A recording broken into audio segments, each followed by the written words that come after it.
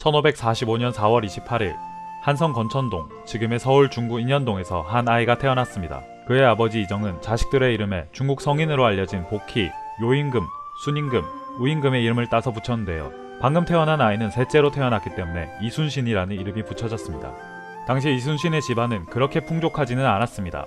할아버지 이백록이 기묘사화에 연루되어 관직을 그만두었고 아버지 역시 관직에 나아가지 않은 상태였기 때문이죠. 그렇다 한들 어린 시절 이순신은 남에게 꿀리지는 않았던 모양입니다. 그의 오랜 벗 유성룡에 따르면 이순신은 담력이 크고 말타기와 활쏘기에 능했고 똑똑하고 활발하여 직접 나무를 깎아 화살을 만들어 마음에 들지 않는 사람의 눈을 보면 눈을 쏘려하고, 그렇기 때문에 어른들도 이순신을 꺼려했다고 합니다. 글씨도 잘 쓰고 용모도 단정하였다고 표현하였으니 친구의 평가라는 것을 감안하더라도 상당히 고평가인 것은 분명합니다. 아무튼 이런 이순신을 눈여겨본 것은 병조판서 이준경이었습니다. 그는 이순신이 10대 중후반에 친구들을 가르치는 것을 보았고 충청도 온양 지역의 부자이자 무관이었던 방진을 설득하여 21살에 이순신을 대릴사위로 들이게 하였습니다. 이순신의 부인 방씨 부인, 그러니까 방연희는 무남 동녀였는데 아버지를 닮아 무술에 뛰어나 종종 이순신의 무술 상대가 되어주었다고 합니다. 거기에 슬기롭고 영특하여 이순신도 부인의 덕을 칭송하였다고 합니다. 대릴사위가 된 이순신은 방진과 방연희 두 사람의 적극적인 후원으로 무과를 준비하였습니다.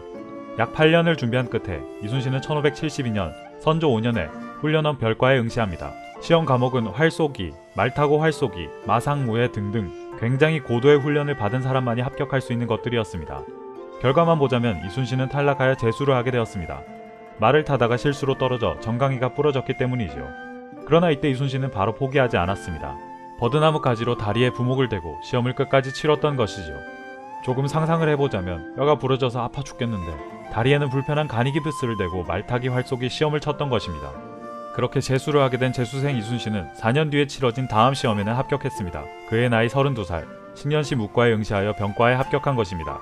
참고로 조선시대 무과는 보통 70명 정도를 뽑았고 이순신은 12등으로 합격하였습니다. 응시자 수가 몇 명인지 정확하게 알 수는 없으나 적어도 수백에서 수천에 달할 것으로 추측할 수 있으니 사실 재수만 해도 대단한 것이었죠.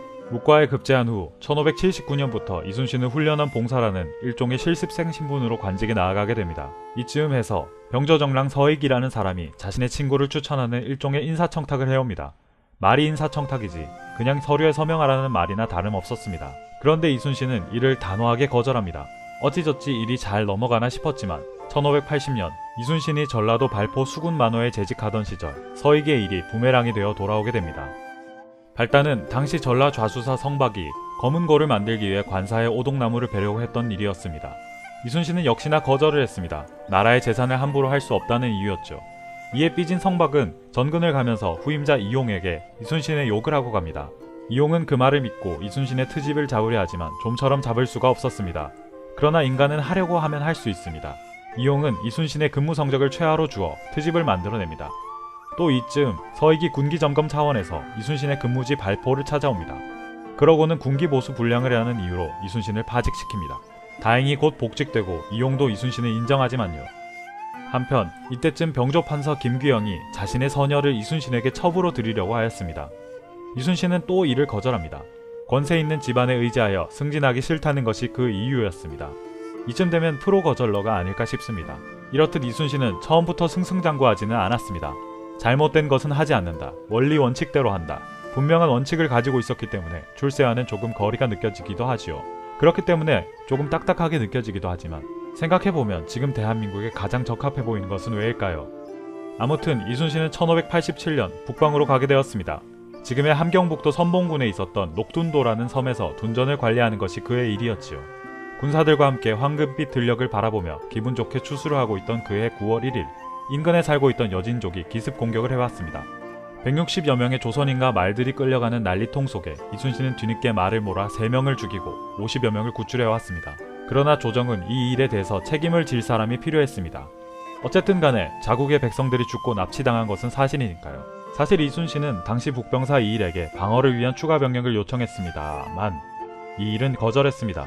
이 일은 자신이 거절했던 일이 탄로날까봐 모든 죄를 이순신에게 덮어씌우고 그를 죽이고자 했지요. 이순신은 죽음을 면하긴 했지만 감옥에 gat혔다가 백의종군하는 신세가 되었습니다. 쉽게 말하면 소령 중령급 장교의 직위를 박탈당하고 이등병으로 군생활을 하는 것이었습니다. 그래도 이순신은 1588년 2차 녹둔도 싸움에서 여진족 장수를 꿰어내어 잡은 공으로 사면되고 친구 류성룡의 추천과 선조의 판단으로 1589년 정읍현감으로 발령납니다.